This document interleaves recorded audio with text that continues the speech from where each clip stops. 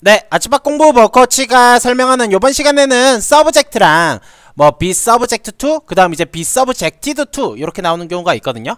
요거 간략하게 어떻게 해석하면 좋은지에 대해서 오늘은 조금 의역 강의를 한번 해줘 보도록 해볼게요. 자, subject랑 be subjected to는 어떻게 해석해야 되는가, 요거 한번 요번 시간에 해볼 건데요. 기본적으로 subject가 명사로 나오는 경우가 있고요.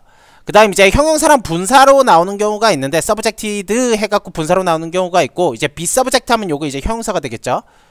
I am happy 할 때 happy처럼 형용사가 되겠는데, 명사로 나오는 경우는 쉬워요. 명사로 나오는 경우는 굉장히 쉬워요. 또 두 가지 경우가 거의 대부분이라서 굉장히 쉬워요. 요게 한 90% 정도 차지하거든요.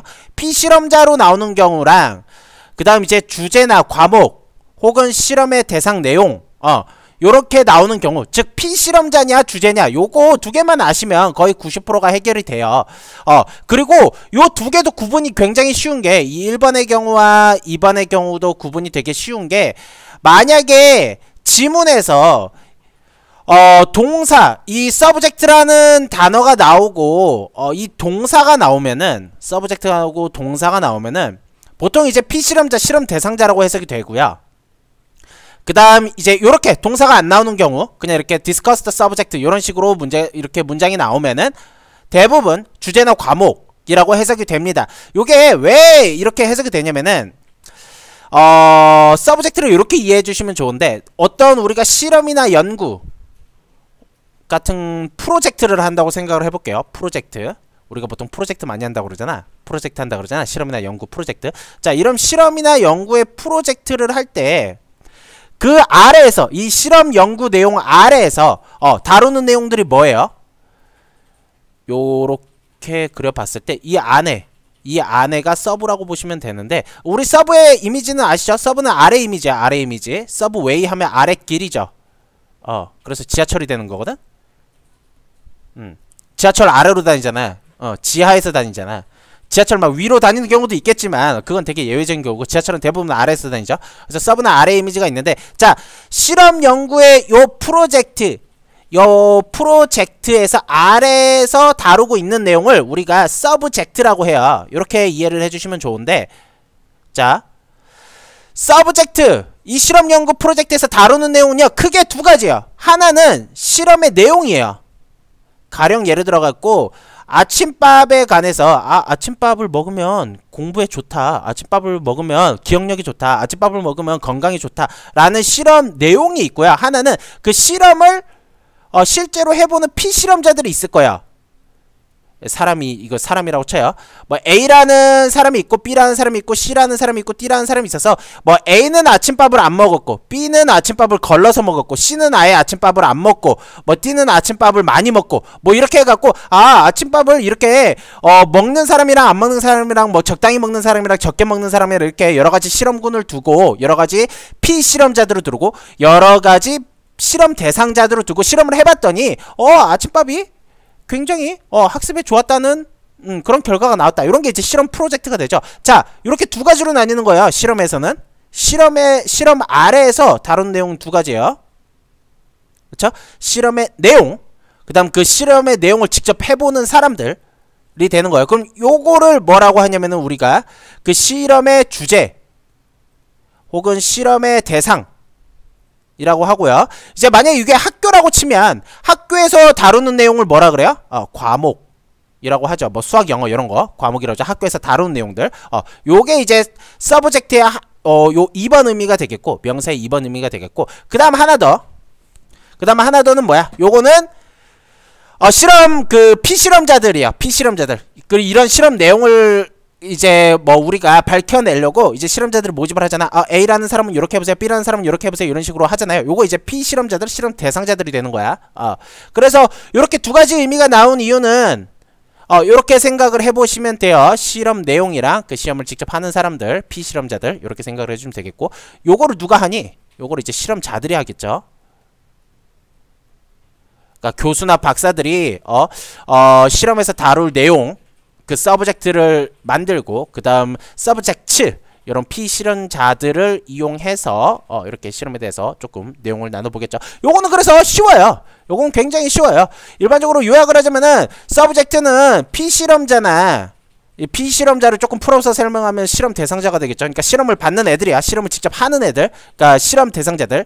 뭐 A, B, C, D 이렇게 나눠갖고 뭐 A는 아침밥을 먹었고 D는 아침밥을 안 먹었고 이런 피실험자들 있죠. 그런 피실험자들로 나오거나 혹은 주제나 과목으로 나오거나 둘 중에 하나예요. 둘 중에 하나이기 때문에 외우기도 쉽고 그 다음 구분하기도 쉬워요. 기본적으로 실험자들은 뭔가를 하죠. 여기 보시면 그림 보시면 실험자들이 그 내용에 대해서 뭔가를 하잖아. 예를 들어 아까 얘기한 실험에서는 A라는 애는 아침밥을 먹었고 B라는 애는 아침밥을 안 먹었어요. 그렇죠? 어떠한 행동을 하잖아요.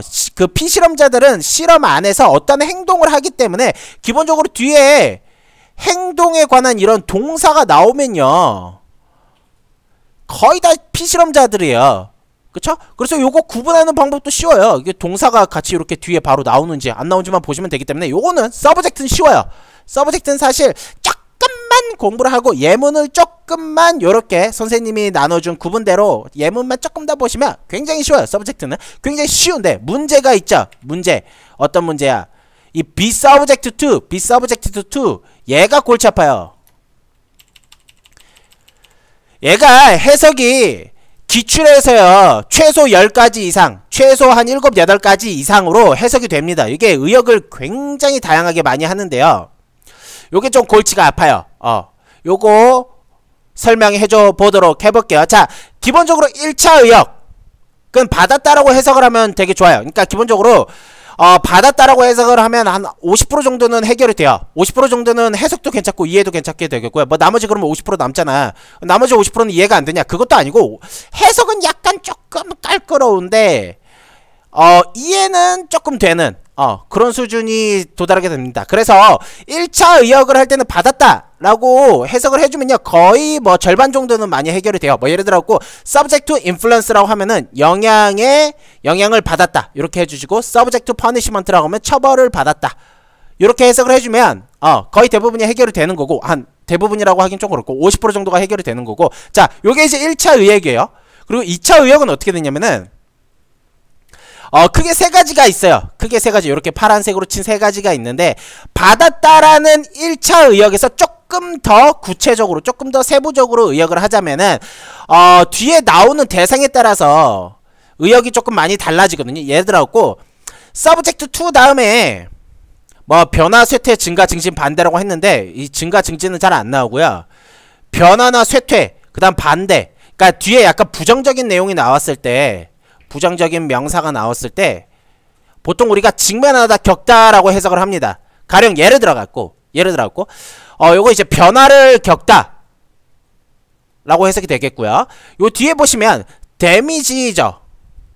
subjected to damage죠. damage는 부정적인 단어잖아요. 그쵸? 그래서 손상을 겪다 이렇게 해석이 된 거고 그 다음 이제 도즈를 여기 동물들이라고 했는데 여기 도즈 애니멀즈가 생략이 됐다고 보시면 되겠고 앞에 내용에 따라 이건 이제 2015년 EBS에 나온 건데 여기 지금 쇼크죠. 충격하면 약간 부정적인 거잖아. 그치? 그래서 예측할 수 없는 충격을 받은 동물들은 여기 받는이라고 하는데 요거 겪는이라고 해도 상관이 없죠. 그래서 예측할 수 없는 충격을 겪은 동물들은 라고 해갖고 뒤에 부정적인 명사가 나오면 직면하다 겪다 요렇게 뭔가를 겪다. 나 되게 그지같은 일을 겪었어. 그지같은 일을 겪은 동물들은 이런 일을 했어. 라고 했을 때 그런 부정적인 거를 겪은 이라고 해석이 됐을 때 해석을 할 때 요 subject to라는 단어를 썼다는 거. 요게 이제 첫 번째 경우고요. 이제 두 번째 경우는 subject to예요. 뭐뭐 할 가능성이 높은 거야. 요거 뒤에가 근데 동사가 나오거든요. to 부정사라는 거 to 다음에 동사가 나오는 경우잖아. 요 경우에서는요 보통 뭐뭐 할 가능성이 높은 거예요. 예를 들어 비행기는요 비행은 연착이 될 가능성이 높습니다. 즉 연착될 수 있습니다. 이렇게 되는 거가 되겠고 그 다음 뭐 subject to decay 하면 쇠퇴할 수 있다. 쇠퇴할 가능성이 높다. 요렇게 되는 겁니다. 그래서 요거는 요렇게 해주시면 되겠고 앞에 이제 비동사가 보통 붙고요. 요거는 보통 그래서 우리가 be likely to 같은 동사들은 같이 외웁니다. be likely to 뭐뭐 하기 쉽다. 뭐뭐 할 가능성이 높다. 요런 식으로 해석이 되잖아요.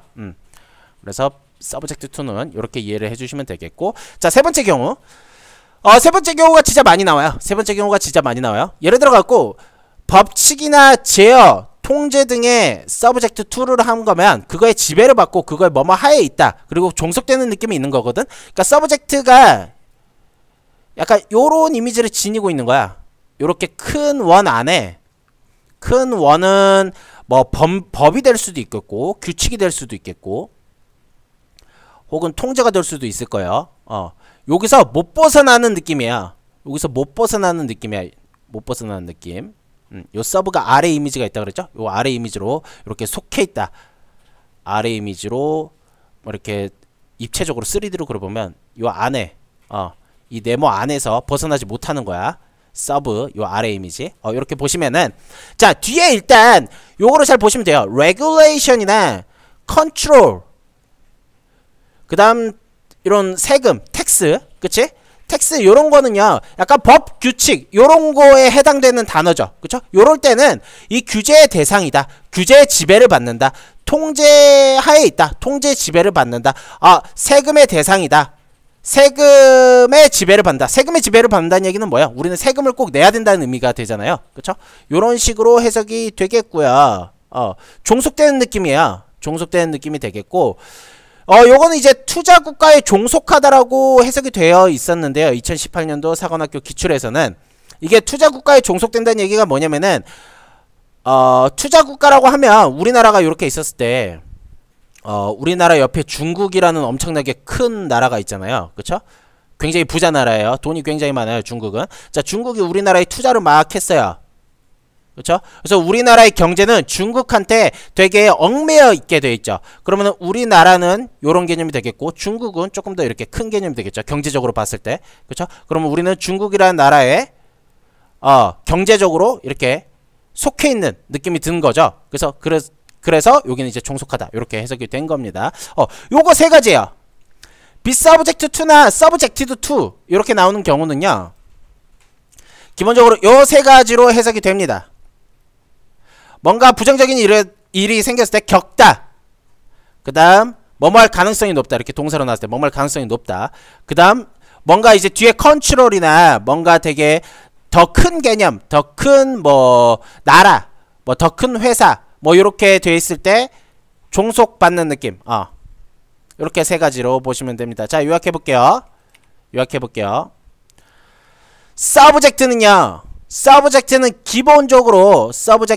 기본적으로 명사로 나올 때랑 형용사로 나올 때랑 구분해줘서 외워줘야 되는데 명사로 나올 때는요 두 가지예요. 피실험자예요. 이거 이제 실험의 주제, 학교에서는 과목, 토론의 주제 같은 거 할 때 이렇게 딱 두 가지로 나옵니다. 요 두 가지가 95% 이상이야. 이 말이 즉슨 이 두 가지만 알아도 해석이 거의 다 됩니다. 해석이 거의 다 되고 요 두 개로 구분하는 점은요. 동사 보시면 돼요. 동사. 야, 비실험자는 뭔가를 하겠죠. 그쵸? A님은 이제 아침밥을 드셔야 됩니다. B님은 아침밥 드시면 안 돼요. 아침밥의 효능에 대해서 우리가 알아볼 거기 때문에 A님은 이렇게 하시고 B님은 저렇게 하지 마세요. 뭐 이런 식으로 실험하는 그런 교수나 박사가 피실험자들한테 명령을 내릴 거란 말이야. 그래서 그 피실험자들의 그 명령을 내린 오더를 받은 내용을 갖다가 행동을 할 텐데, 그래서 피실험자라고 해석이 될 때는요, 기본적으로 얘네가 주어로 나오고요, 동사가 바로 붙는 경우가 거의 대부분이에요. 그쵸? 그래서 이렇게 동사가 딱 붙으면 피실험자라고 보시고, 아닌 경우에서는 뭐 주제나 과목이라고 보시면 될 것 같고요. 요거는 쉬워요.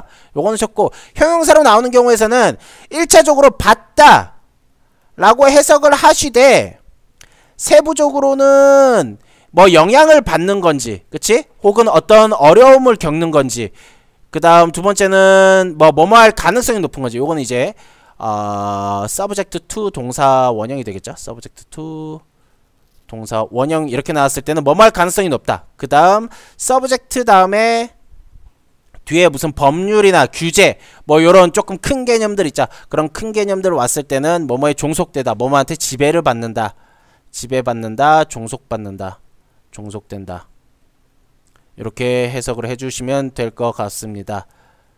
그러니까 해석은 기본적으로 5개밖에 없는 거야. 서브젝트는 피실험자, 주제, 그 다음 뭐뭐를 겪는 거랑, 그치? 그 다음 뭐뭐 할 가능성이 높은 거랑 그 다음 뭐뭐의 지배를 받는 거랑 요렇게 기본적인 5가지 해석이 되겠고, 경우에 따라서 약간씩 의역을 해주면 되는 겁니다. 네, 서브젝트는 요게 끝이에요. 예, 일단 요거 근데 바로 체화하기가 굉장히 힘들거든. 체화하기가 굉장히 힘들기 때문에 선생님이 밑에 연습문제 깔아줄 테니까 연습문제 다 풀고 과제 하시길 바랍니다. 여기까지 할게요.